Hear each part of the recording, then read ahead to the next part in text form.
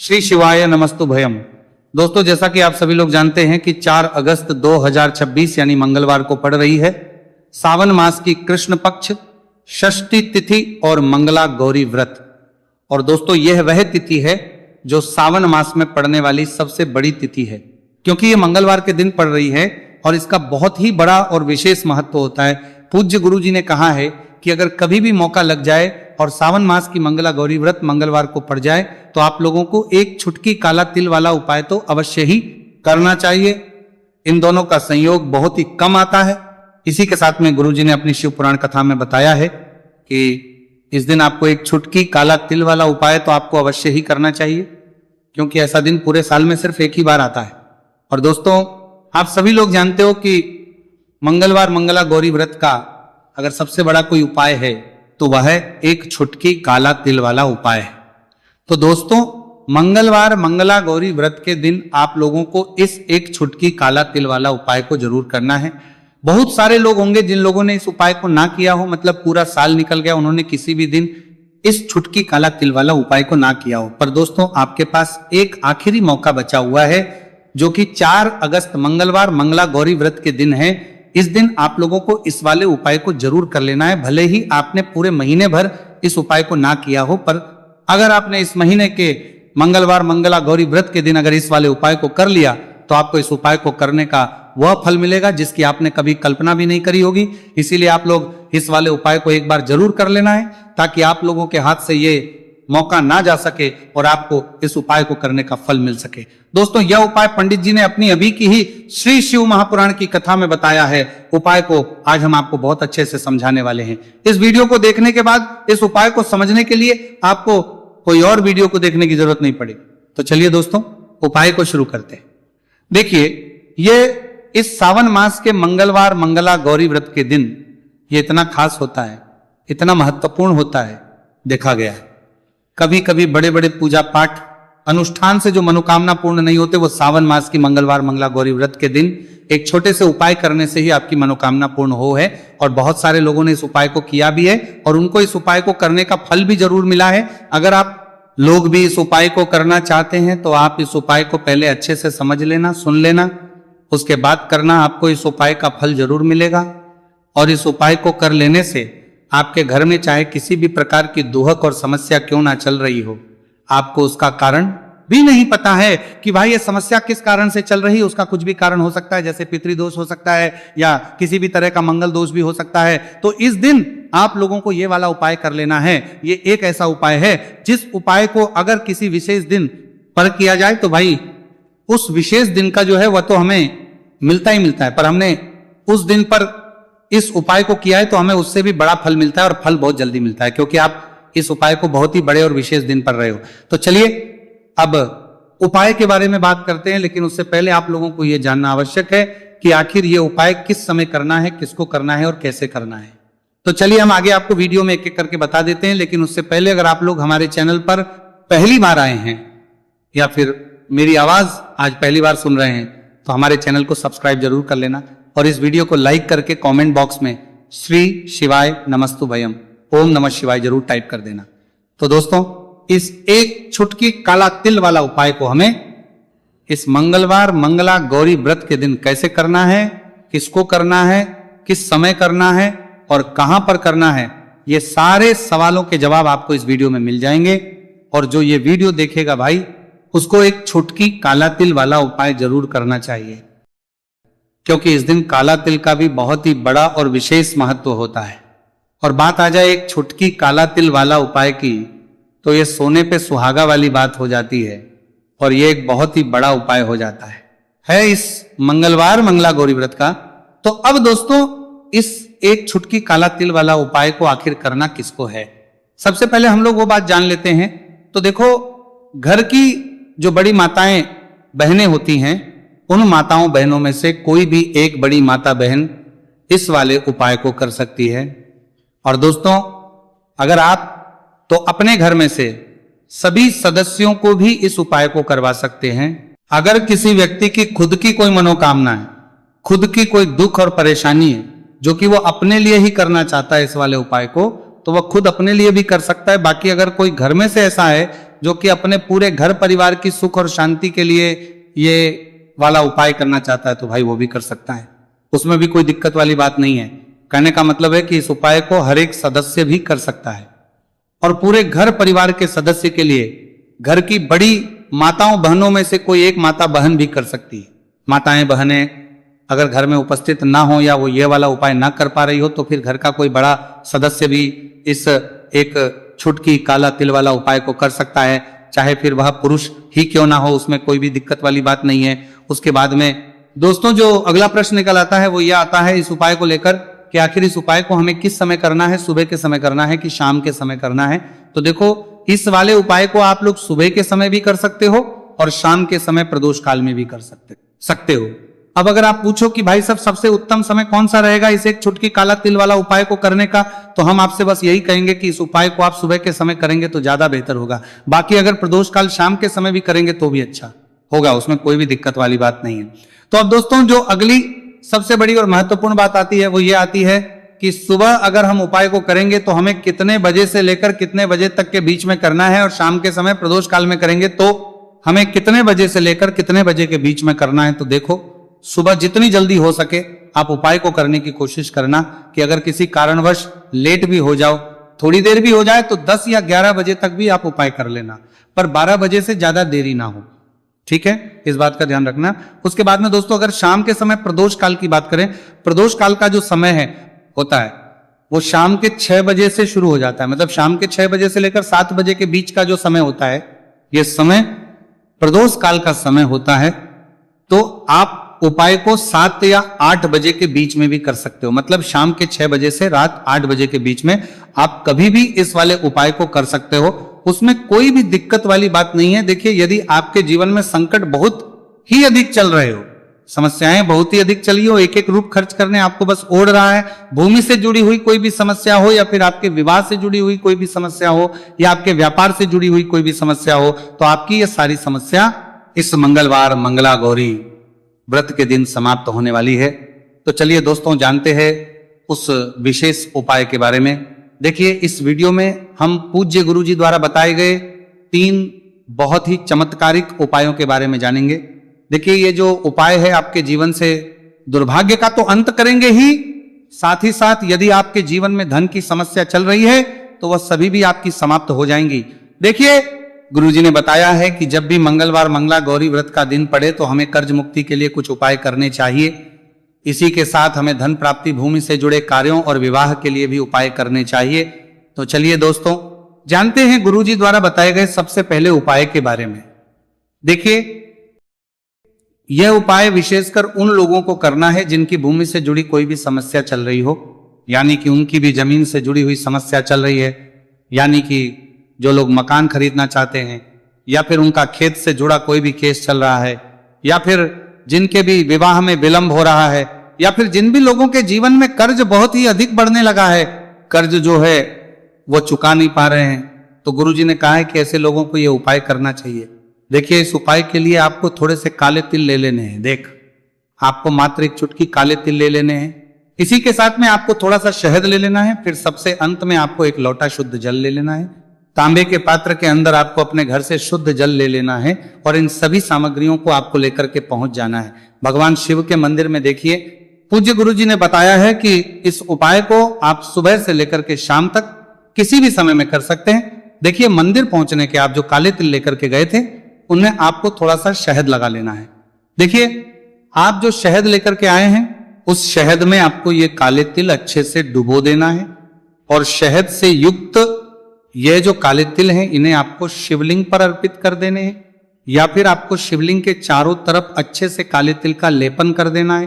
पूज्य गुरु जी ने बताया है कि लेपन करते समय यदि आपके जीवन में कर्ज से जुड़ी समस्याएं चल रही हैं, लेपन करते समय आपको आर्यन मुक्तेश्वर महादेव का स्मरण करना है, या फिर आपके जीवन में विवाह से संबंधित या फिर जमीन से संबंधित कोई भी समस्या चल रही है तो फिर आपको मंगलेश्वर महादेव का स्मरण करना है। इसके बाद जो आप जल लेकर के आए हैं उसे आपको धीरे धीरे शिवलिंग पर अर्पित कर देना है तथा आपको लगातार शिव महापुराण के मूल मंत्र श्री शिवाय नमस्तु भयम इस मंत्र का जाप करते रहना है। पूज्य गुरु जी ने बताया है कि सिर्फ एक मंगलवार मंगला गौरी व्रत यह उपाय करके देखना और आप स्वयं देखेंगे कि 2 से 3 महीने के अंदर आपके जीवन से जुड़ी हुई जो भी समस्याएं हैं बस सभी समस्या बहुत ही जल्द महादेव की कृपा से दूर होने लगेगी।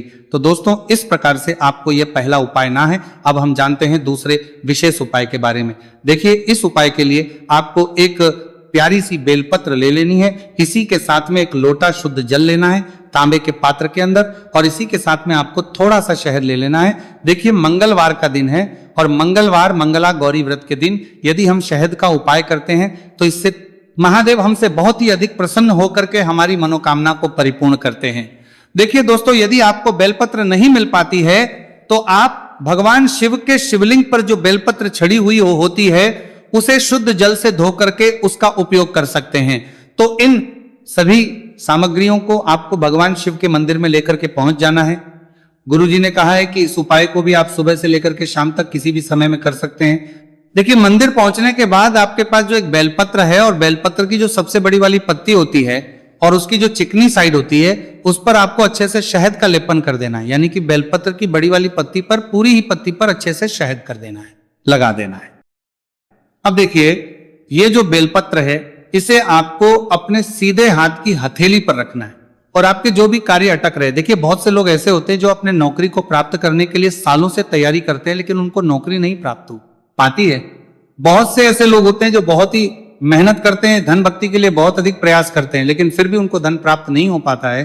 तो गुरुजी ने बताया है कि जब भी आपको अपने कार्यों में सफलता ना मिले तो फिर आपको मंगलवार के दिन इस उपाय को अवश्य करना चाहिए। देखिए अब आपको जिस भी कार्य में सफलता प्राप्ति करनी है उस कार्य को सफल बनाने के लिए आपको महादेव से प्रार्थना कर लेनी है और फिर ये जो एक बेलपत्र है इसे आपको भगवान शिव के शिवलिंग पर अर्पित कर देनी है। देखिए बेलपत्र की चिकनी साइड जिस पर आपने शहद लगाए हैं वो शिवलिंग से स्पर्श रहेगी और इसकी जो डंडी है वो आपको जलाधारी की ओर रखनी है। इस प्रकार से आपको यह बेलपत्र अर्पित कर देनी है। अब देखिए आप जो एक लोटा जल लेकर के आए हैं उसे आपको भगवान शिव के शिवलिंग पर धीरे धीरे अर्पित कर देना है। श्री शिवाय नमस्तु भयम इस मंत्र का जाप करते हुए देखिए जैसे ही यह जल शिवलिंग से होकर के जलाधारी की ओर बह करके आएगा तो इसे आपको थोड़ा सा अपने सीधे हाथ की हथेली में झेल लेना है। इस जल को आपको अपनी दोनों आंखों पर लगा लेना है और इस जल का थोड़ा सा छिड़काव आपको अपने शरीर पर कर लेना है।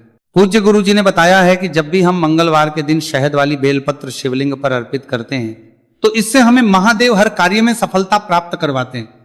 यदि हमें अपनी मेहनत करने के बावजूद भी पर्याप्त मात्रा में सफलता नहीं मिल उपाय को 7 या 8 बजे के बीच में भी कर सकते हो। मतलब शाम के 6 बजे से रात 8 बजे के बीच में आप कभी भी इस वाले उपाय को कर सकते हो, उसमें कोई भी दिक्कत वाली बात नहीं है। देखिए यदि आपके जीवन में संकट बहुत ही अधिक चल रहे हो, समस्याएं बहुत ही अधिक चली हो, एक एक रूप खर्च करने आपको बस ओढ़ रहा है, भूमि से जुड़ी हुई कोई भी समस्या हो या फिर आपके विवाह से जुड़ी हुई कोई भी समस्या हो या आपके व्यापार से जुड़ी हुई कोई भी समस्या हो, तो आपकी ये सारी समस्या इस मंगलवार मंगला गौरी व्रत के दिन समाप्त होने वाली है।